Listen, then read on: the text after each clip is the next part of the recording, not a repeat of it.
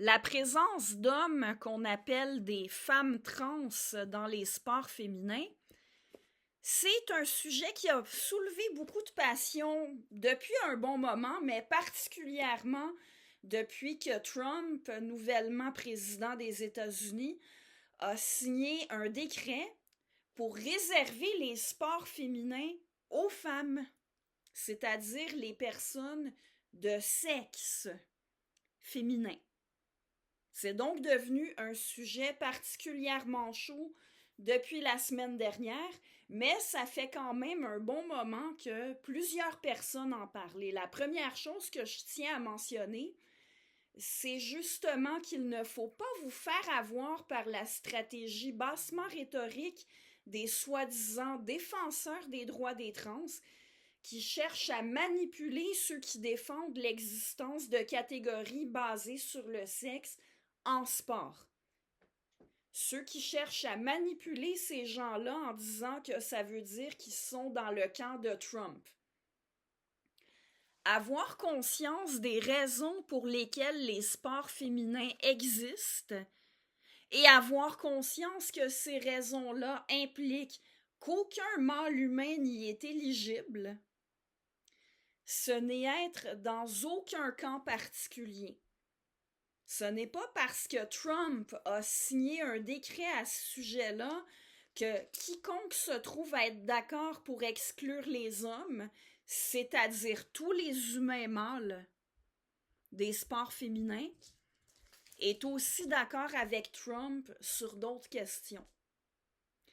D'ailleurs, que ce soit par rapport aux compétitions sportives ou par rapport à n'importe quel autre enjeu en lien avec la transidentité, le fait est que ceux qui expriment des réserves ou de l'opposition à ce que l'identité de genre, peu importe ce que c'est censé être, l'identité de genre, ceux qui s'opposent à ce qu'elle remplace le sexe comme référence ou comme critère pour catégoriser les individus, ont des orientations sociopolitiques, des vécus et des caractéristiques très variables.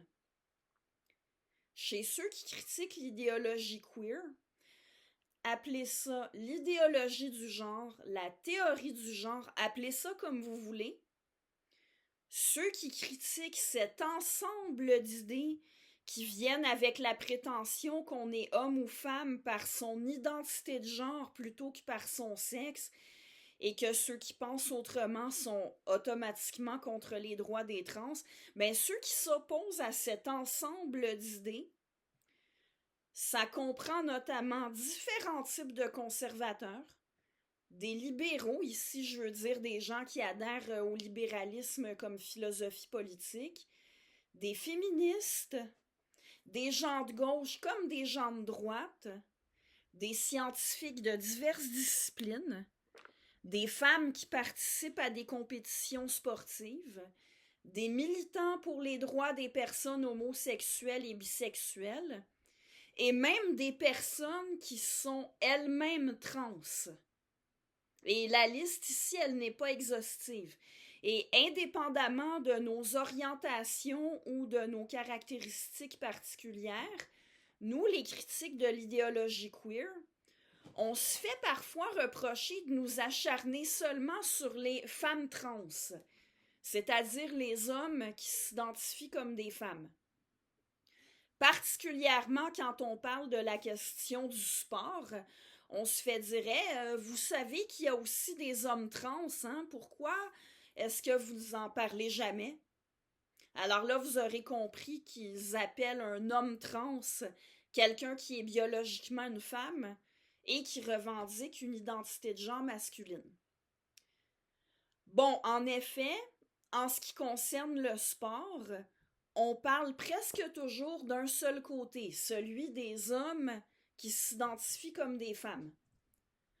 On parle rarement du côté des femmes qui s'identifient comme des hommes.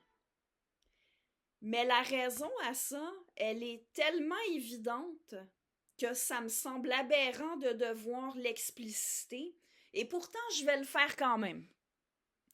Depuis le temps que je critique l'idéologie queer, je commence à être habituée que ça implique de dire des évidences qu'on n'aurait pas pensé avoir besoin de dire, encore moins de répéter constamment, il y a à peine 10 ans. Dans le 7e chapitre de son livre « Où sont les femmes ?», Sophie Durocher aborde la question des sports féminins.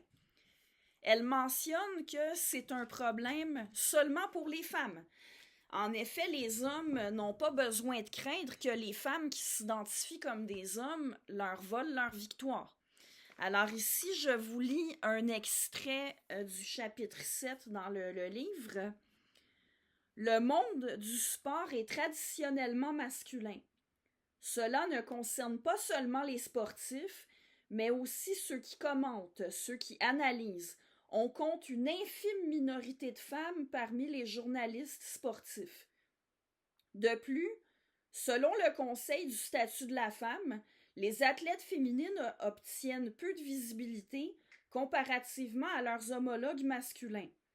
En 2016, seulement 1% des nouvelles sportives au Québec concernent des femmes. Des femmes courageuses ont brisé la porte de ce bastion masculin et y ont fait leur place. Ce n'est pas pour s'en faire chasser aujourd'hui par des hommes sous prétexte qu'ils s'identifient comme des femmes. Au nom de l'inclusion des transgenres, on finit par exclure les femmes biologiques. Les sports de haut niveau sont présentés en non-mixité pour une raison toute simple. Un homme biologique et une femme biologique n'ont pas les mêmes capacités physiques. Nier que les hommes biologiques ont un avantage physique sur les femmes biologiques, c'est comme nier que la Terre est ronde. On n'est pas obligé de se taire devant ceux qui disent de telles énormités. La première fois qu'une femme est devenue boxeuse, on a applaudi. La première fois qu'une femme est devenue hockeyeuse, on a applaudi. La première fois qu'une femme a couru un marathon, sauté en hauteur ou brandi une épée en escrime, on a applaudi. Quand les femmes biologiques perdent leur place dans le sport, on devrait aussi applaudir. En sport, les femmes se font carrément mettre KO. Je vous lis un autre extrait du chapitre. Cette supériorité physique des hommes se traduit de façon très concrète, comme le souligne le site She-Won, consacré à l'archivage des réalisations des athlètes féminines qui ont été supplantées par des hommes dans les événements sportifs féminins et autres types de compétitions expressément réservés aux femmes. On y trouve une liste de 330 cas d'athlètes hommes s'identifiant au genre féminin, femmes transgenres, qui ont supplanté, c'est mes propres guillemets en passant, c'est pas Sophie Durocher qui les met, elle a mis des parenthèses. Donc on y trouve une liste de 330 cas d'athlètes hommes s'identifiant au genre féminin, femmes transgenres, qui ont supplanté des femmes biologiques dans des compétitions dans 59 disciplines sportives différentes. Par contre, on ne recense aucun cas d'athlète femme s'identifiant au genre masculin, homme transgenre, supplantant un homme biologique dans une compétition. Aucun. Et puis, un dernier extrait. Une dernière question. Si les différences entre les hommes et les femmes sont si ténues, comme veulent nous le faire croire certains militants, si les transitions de genre viennent atténuer les inégalités entre les sexes, comment expliquer qu'aucun athlète masculin ne se plaint de la présence d'hommes transgenres, de femmes biologiques, dans les compétitions masculines? Pourquoi n'entend-on pas parler d'hommes qui s'opposent à la présence d'hommes transgenres dans les sports masculins? Ce n'est pas parce que les hommes sont plus vertueux. C'est simplement parce qu'ils ne sentent pas qu'ils sont désavantagés, Aucun homme n'est monté aux barricades pour s'en plaindre, puisque ces personnes nées femmes ne représentent pas une menace pour eux. Simone Veil a dit « Ma revendication en tant que femme, c'est que ma différence soit prise en compte, que je ne sois pas contrainte de m'adapter au modèle masculin. » Fin de la citation de Simone Veil. Sophie Durocher reprend. En 2024, j'aurais envie de la paraphraser en disant « Ma revendication en tant que femme, c'est que ma différence soit prise en compte, que je ne sois pas contrainte de disparaître à cause de l'invasion du masculin. » Écoutez, c'est pour ça qu'on ne parle jamais de femmes identifiées comme des hommes trans dans les sports masculins, parce que ça ne pose pas du tout le même problème que l'inverse. Mais écoutez, on en parle quand même, des femmes qui s'identifient comme des hommes trans. Par exemple, elles sont le sujet du 8e chapitre du livre de Sophie Durocher qui traite de la prétention qu'il existe des grossesses au masculin. Je vous recommande de vous procurer le livre et de le lire au complet.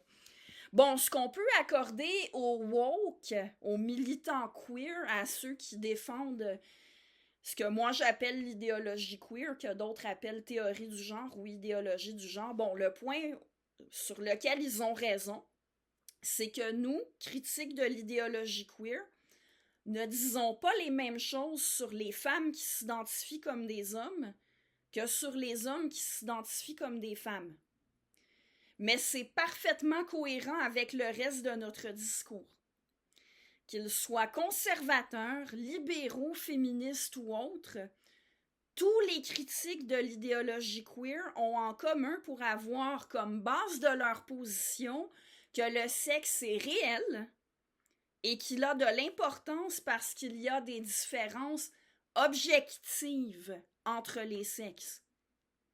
C'est pour ça qu'il n'y a pas les mêmes choses à dire à propos des hommes qui demandent à être traités comme s'ils étaient des femmes qu'à propos des femmes qui demandent à être traitées comme si elles étaient des hommes.